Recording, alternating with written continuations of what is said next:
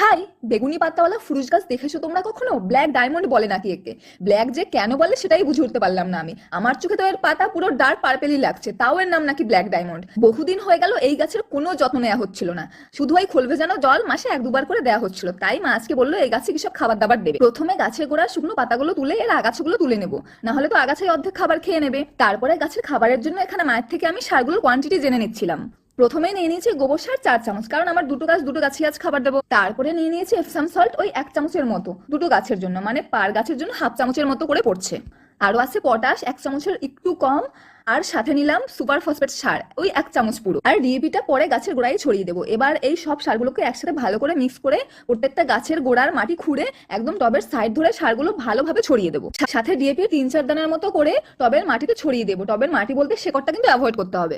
এবার সারটা হালকা করে মাটির সাথে মিশিয়ে দিয়ে গাছে জল দিয়ে দিলেই কমপ্লিট। চলো আজকের জন্য এটুকুই, টাটা, বাই বাই।